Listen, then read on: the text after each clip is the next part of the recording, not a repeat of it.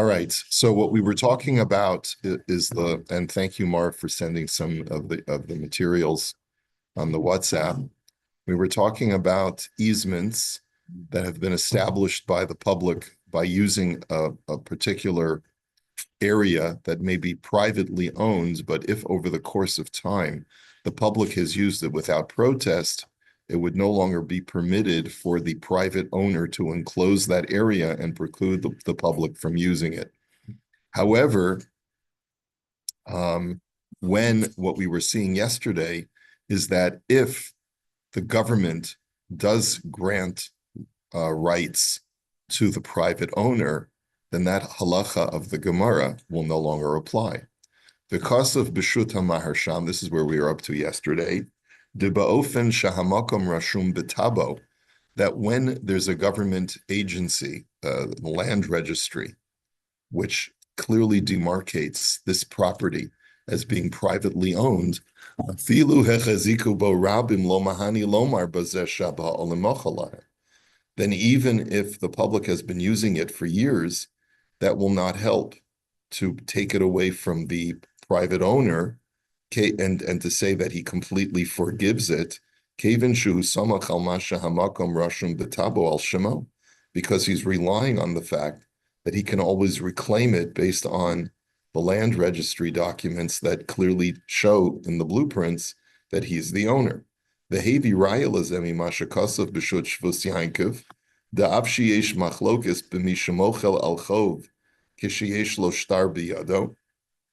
He says there's a machlokes in the following case.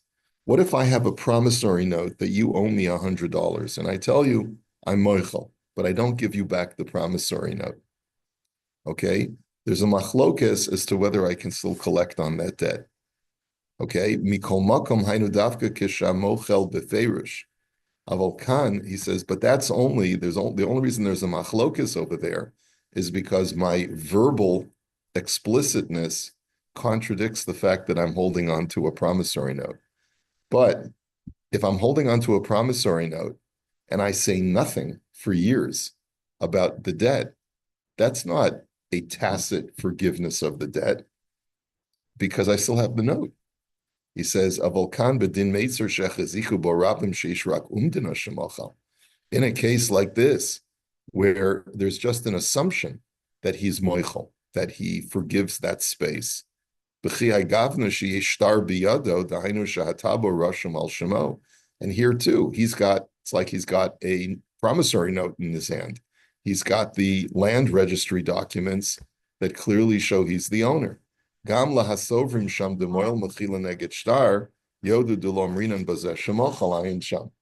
says, and that's the argument that the Shvus Yaakov makes.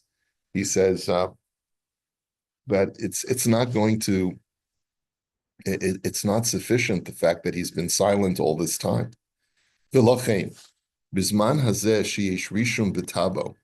And therefore, based on the fact that this property, this lawn that people have been using as a public thoroughfare, is clearly marked in the land registry that it belongs to this apartment building, and the homeowners in this apartment building have rights to do with this property as they wish. So then even if the public has already taken sort of possession of this area to use it as a shortcut, it's not going to be considered a mechila where the public can stake a claim that it's our property. Why? Because the residents of the building can always say that the reason why we didn't make a fuss is because we relied on the land registry. The land, therefore, remains under the ownership of the people who are the homeowners. And therefore, it is completely permissible for them to put up a fence, especially now that the behavior in that area has become more of a nuisance, more of a disturbance. Which I'm surprised he didn't even get into that fact. Like he didn't even have to go there. He basically says, even if the homeowners are not any more disturbed by the current activity. But let's say the homeowners realize, you know what, instead of having this area become stepped on by all of these passersby, if we enclosed it, we could plant a beautiful flower garden. So that's completely within their right to do so because of the fact that there's a land registry that clearly demarcates that this property is theirs. Okay? So any objections to that? Does that make sense, Marvin, from a legal standpoint? Yeah, in fact, I looked up yesterday, now that all the properties in Ontario used to be in the registry system and then the land title system. Over the last 25 years, they moved all your properties into the land title system. What's the difference between registry and title? In the old days, the registry would be just a place where you just registered your title, but they couldn't guarantee that you actually had the title for the world. It was just a place where it was recorded. But then they came up with this land title system, which was if you're in there, it's good against the world. So that's what this law is here too. Your title is good, it's guaranteed. So, but now that title's guaranteed, there's no more prescriptive rights like they were reading in that article about adverse possession, squatters' rights, 10 years being there, no objection. That doesn't apply anymore. The title is good against anybody who might have been there, and the owners can now, and same thing with easements and things like that. Express is good, implied it's okay, but prescriptive, like over a period of time, no objection, that those rights no longer exist today in Ontario. So so basically they can change their mind, like in this case. You'd be able to use it to cook out there or whatever it is, and they come out and say, we don't want that anymore. They have no right to say, will you let us do it for a number of years? So it is the law. Okay, there you go. Okay, so that concludes that tshuva. Interesting, huh? Okay.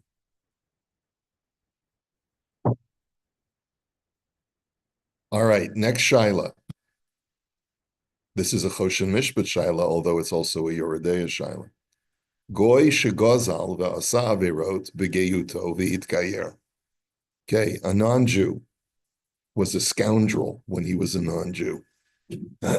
He stole and did other sins, and now he's seen the light, and he converts to Judaism, and he needs to know, what are my financial obligations as far as returning stolen goods and things like that, now that I've converted to Judaism.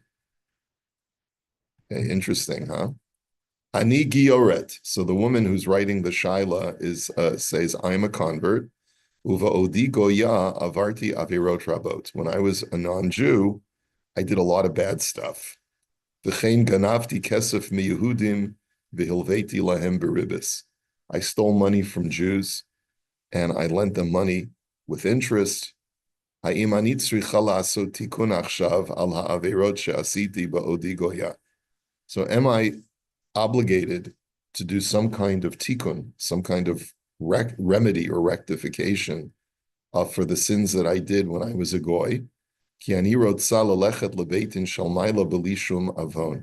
Because I wish to go to the heavenly Beis Din without those sins still on my record. Is that a sin for her doing ribos because she is not Jewish? It's not a sin. A goy is allowed to lend money with ribos. So that's fine. So when she converts, she's a new person. Yeah. So you would draw a line of delineation between theft and lending money with ribos, right? So she did a lot of nasty things.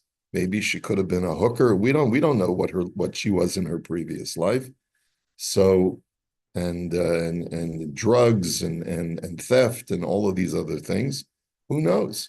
Right? So the question is, what is she supposed to do?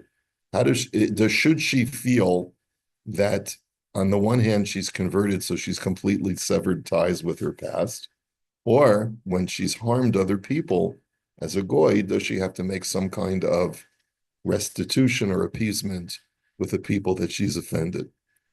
Okay. I wonder if she converted the same community she lived in.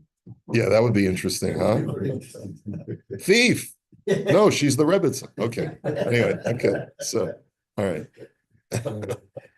No, okay, so the tshuva is Hagemara Omeret b'Maseches Yevamos, Rabbi Chanina ben Osher Rabbi Gamliel Omer, Mipnei ma gerim bizman hazeh me'unin v'yisurin boyin aleihem.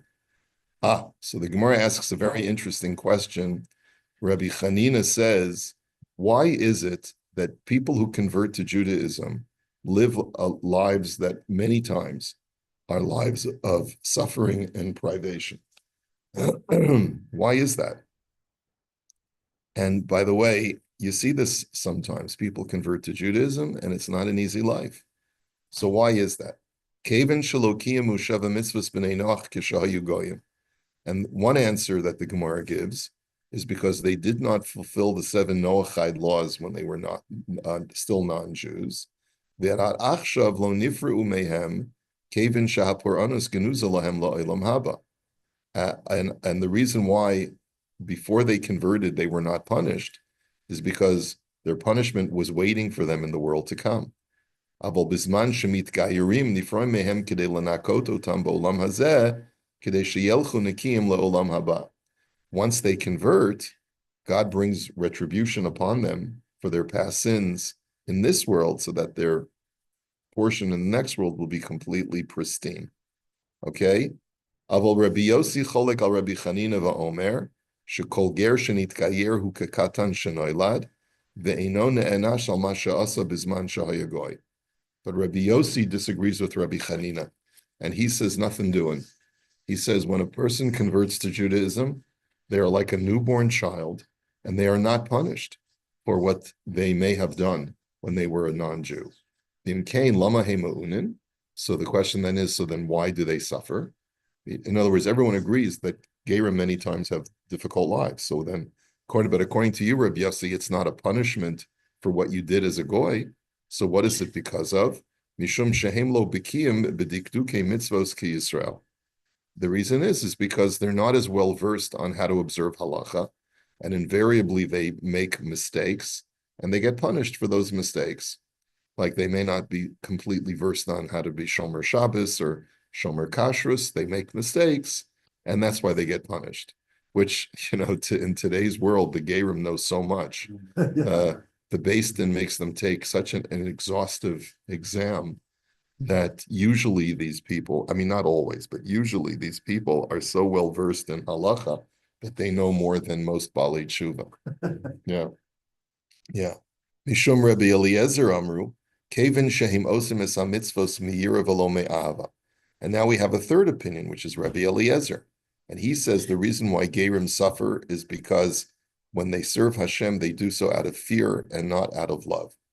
And I don't know on what basis he says that, but I guess maybe he feels that the Gerim in his time, when they convert, they do so out of some kind of intimidation. I don't know. And Acherim Omrim, He Meunim Mishum Shehem Hitmamahu Milit Kayer V'Nisharu Goyim Adzman Hagerut. And then there's a fourth opinion that says they're being punished because they tarried. Like, what took you so long to convert? You were thinking about it for a few years, and you went through different phases, and so Hashem says, I was waiting for you to convert much earlier in your life. What took you so long? So I'm punishing you for all those years that you should have gone through with it, and you failed to do so. So this is a very interesting Gemara, really interesting Gemara. So let's review the 4 reasons. Reason number 1 is because everyone agrees that Gerim have difficult lives. Why is it? Reason number 1, punishment for what you did when you were a goy. Reason number 2 is because they're not well versed in how to observe halacha, so they invariably make mistakes. Reason number 3, because they serve Hashem more out of fear than out of love. And reason number 4 is that they're being punished for having delayed or deferred their conversion to much later in life than they should have. Okay, so far so good? We're all good? In terms with number 3 a little bit. We're serving out of fear more than out of love. A lot of Jews do that the same way. That's true. And so I guess according to this opinion, Jews who serve God out of fear should not expect to have very blessed lives. In other words, if you're only doing it out of fear, then, don't expect a lot as a return on that investment. And it depends on we look at fear, I guess, too, right? We'll talk the low level fear. The right? lower level Yeah, fear. Yeah, exactly right. Oh, Okay. they're actually giving away, they're sacrificing their legs, so why they have to be punished? They don't have to convert. Correct. Yeah. So there's obviously not all of these reasons apply to all situations, right? Maybe these are psychological reasons, right? If you took a poll of all the people that converted, you probably hear different things from different people. Absolutely. And so this is a retrospective poll. Yeah. Or it could be these rabbis' personal experiences with the different gerim that they encountered in their lives. Yotze mizeh, sheyesh machloikes b'gemara, ha'im ger tzarich kapara al ma she'asa keshahaya goy. So we see that there's a machlokes. Does a convert have to atone for the sins that he or she did when they were a goy? Shaladas Rabbi Chanina tzarich kapara, uladas Rabbi Yossi kevin shu kekatan shenolad. And he says, according to Rabbi Chanina, you need to atone, and according to Rabbi Yossi, you're like a newborn child. Zenechshav keponim chadash shebolo kan bein tzarich kapara, and therefore it's like you're a totally new person, a totally new person, and therefore you don't need special atonement. It's like we say that when a person gets married, it's like they're Yom Kippur because they become like a new person. I was only half a person, now I'm a whole person. I'm a completely new person. All my sins get forgiven. It's the same thing like when a person converts to Judaism. It's even more so. You're a completely different person. You have a different neshama now. And whatever you did in your past life, according to Rabbi Yossi, is not attributed to you. It was attributed to your old self. It's no longer attributed to you.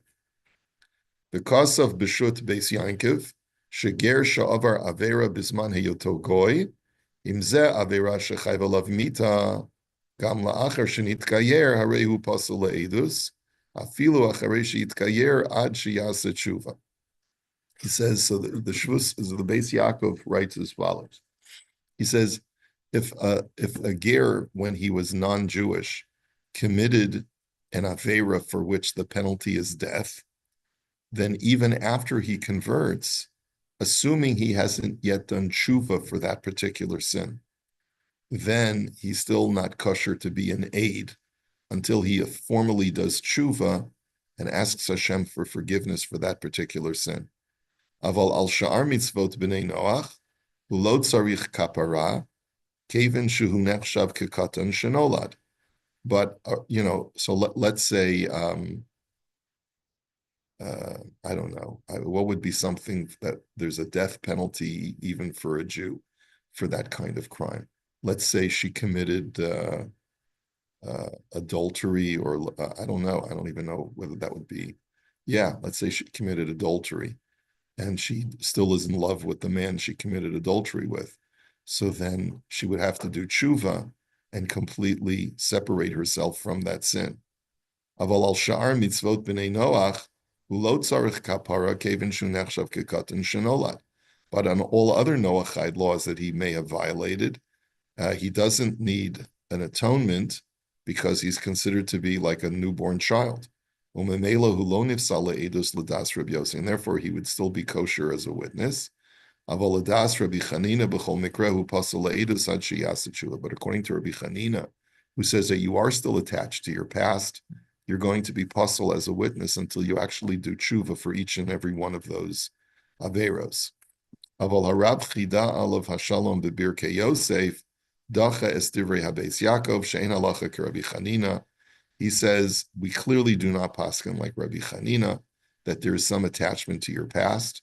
Kevin shekol hatanoim cholkim alav v'halacha k'Rabbi. And the reason is because all of the other opinions seem to disagree with Rabbi Chanina, and therefore we go like the majority. Ubarer hadavar shehager kosher le'edus kevin she'iskayer ayin sham. And therefore, it's clear that as soon as a person converts to Judaism, regardless of what they've done in their past, they can be a kosher witness. Umashma lich'oira she'ein hager tzarich lasus tshuva al masha asa b'geyusa. This implies that a ger does not have to do tshuva for things he may have done as a Gentile. V'chein kasav b'sefer panim b'mishpat, sheger she'yizgayer lotzarech lasus kapara al haveros she'asa biyoso goy. This sefer panim b'mishpat says the same thing, that when a person converts, they do not have to do tshuva for things they did as a Gentile. Ki hagerus mechaperes al kol ha'avonos, because the conversion atones for all sins. The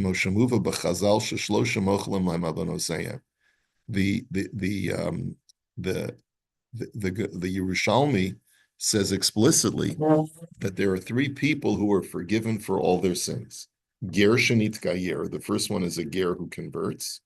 V'ha'ola legedula, a person who is elevated to a great station in life, whatever that means. Maybe he gets elected as the mayor or whatever it is. V'hanose isha, and someone who marries a wife. Kimavur bi Yerushalmi, as it says in the Yerushalmi, chacham, chasan, v'nasi, gedula mechaperes. That whether you're a chacham, a chasan, or a nasi, become the president, that itself atones. Chacham, and I guess that's a reference to a ger who becomes a wise man. Tichsiv mipnei seva takum v'hadarta p'nei zakein, v'tekef nemar v'chiyaguri techem ger. So I'm sorry, this is the Yerushalmi says that when you become a wise man, you also become atoned. Because it says by the chacham, you shall give honor to the face of the elder. And then right afterwards it says, when a ger lives with you, Maha ger mochlin al kol avonosav, av chacham shenismana mochlin al kol avonosav. So therefore, just like a ger is forgiven for all their sins when they convert, so too a chacham who is appointed to, let's say, to be the new rabbi, is forgiven for all of his sins. The Kosav Halavush, Shiger Hamitkayer Umekabel Olav Ol Torah. The Lavush writes that when a person converts to Judaism and accepts upon himself the yoke of Torah, Vadai Nisorra Alav Ruach Mimarim, then surely there is a certain new spirit that is aroused about him from up high, Ruach Kedusha Neshama Chadasha, that he acquires a new spirit. This is what the Lavush says, and he gets a new soul, Vinase Ish Acher, and he becomes a totally new, different person. And it's as if he was born on that day. And all of his relatives are no longer even his relatives. His mother's not his mother, his father's not his father, his siblings are not his siblings, etc. His wife. His wife is not his wife. If a Gentile couple converts, they're not married anymore. They have to get married under a chuppah. V'chein kasav ha'alshich, ki b'shas ha'gerus maknim bo me'hashemayim nefesh chadasha mitachas kanfei hashchir. The Alshich writes this as well, that as soon as a person converts, he acquires from heaven a new soul from beneath the wings of the divine presence. The hanefesh asher lo tahora ha'eviru hamimenu, and all of the sins that he did when he was a non-Jew, the impurities of his previous soul are removed from him. Okay, he's bringing just a bunch of different proofs. Uveshut chavos yair kasav shahagoy mekablo of old Torah mitzvahs v'nichnas tachas kanfei hashchina harehu mechaper al kol to'avos Hashem asher asa. The Chavos Yair writes the same idea, that when a Gentile converts to Judaism, he automatically atones for any abominable thing that he may have done in his past life. Because of Sham, Shagoy Shagozal Yisrael ve'achar kachit gayer. He also writes there, though, that if a Gentile had stolen from a Jew and then converts to Judaism, im hagazela be'en alav lahachzir Yisrael. So if the stolen item is still intact, like I stole from a guy his Fabergé egg, and then I convert to Judaism, and I have it on my mantelpiece. So if it's still there, I have to return that. Aval imatza aveda shel Yisrael begeyuto, o shalokach ribis mi Yisrael begeyuto v'hit gayer. But let's say I found a lost item. I found someone's wallet, and I never returned it, or I collected ribis on a loan from a Jew, and then I convert. Eno chayiv lachzir es ha'aveda o haribis, kevin shelo chayiv b'zeh b'yoso goyayin sham. I'm certainly not liable for those things because I had no legal responsibility when I was a goy to return lost items or to give an interest-free loan. But what about the middle category, where I stole money from someone and I spent it or I sold it and I don't have it anymore? That the Chavos Yair does not address, which is curious. But let's see the final thing. He says, "V'lachein lahalacha ger shenitkayer kekatan shno ladami v'dino kibal tshuva." Therefore, a ger who converts is like a new person, a newborn, and he's like just like a bal tshuva. Ve'in sarach lasus tshuva ma she'echdi bisman shahaya goy, and does not have to do tshuva for the things that he did wrong when he was a goy. Aval tzarich lahachzir gezela be'en, but he does have to return anything that is intact that he stole. Okay, upater milahachzir ribis o aveda shel Yisrael shematza biyoso goy, and he is pater from returning any interest he may have collected or anything that he found from a Jew when he was a goy because he wasn't obligated. So this is not so clear-cut. This is not so clear-cut. Hold on one second. Okay. Go ahead, Doug. Sorry, with the stolen items, we're only talking about the items that were stolen from the Jew or the items that were stolen, like if he stole from somebody who wasn't a Jew. Yeah, your point is well taken. I don't know why he doesn't address what happens when he stole from a non-Jew. Right. I don't understand. You're not allowed, when you're a goy, you're not, one of the 7 Noachide laws is you're not allowed to steal, period. Okay, so we have to do some footnote work. Let's take a look at the Makor Baruch, because this is not a comprehensive shuva. There's a few points missing here. So he says, V'hinei chidesh hagon Rav Moshe Arik, the kaven shestam gezela yeyish ba'olim, ato sheniskayer nechshav hadavar keshini rishus, the ger sheniskar kekatan shenola dami, the kaimelan sheshine rishus hanase achar yeyush, mafkia is chovas hahashava. Okay, so here's an interesting concept. This tshuva argues that when you have two things after theft, which is yeyush and shinoi rishus. What is yeyush? Where the owner gives up hope of retrieving his object or the stolen goods, and shinoi rishus is where the item that was stolen changes hands, changes ownership. So when both of those take place, then there is an exemption from having to return the stolen item, unless the person sues, or that would be a sign that there is no yeush. But in a case where the person has given up hope of retrieval and it's changed hands, you are now exempt. Kimavur b'shasu poskim b'makomos rabin. And this is brought down in many places. Omnam hamaharsham sham hisigalav de be'emes ein yeush b'gzelas goy. And the Maharsham disagrees with him. And he says that no, when a Gentile steals from a Jew, the Jew never gives up hope of retrieval because he's hoping that eventually he'll be caught by the police. And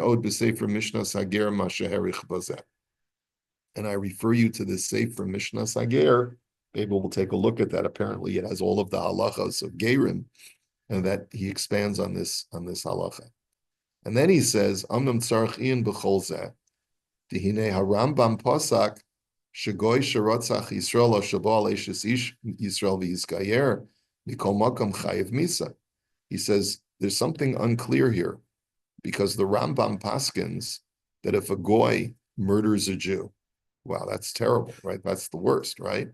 Or let's say he has an affair with a Jewish woman, and then he converts, he still gets the death penalty. So how do you reconcile that? Okay. So that you see, therefore, we don't say that he's like a newborn child. Okay. So we'll continue this in Mirz Hashem tomorrow. Tomorrow, let's say, is a fast day. It's Tainus Esther. So davening is at 6:30. Well, so we'll learn for 15 minutes. Okay, and hopefully we'll be able to finish this text. Okay. All right. Have a great day, everybody.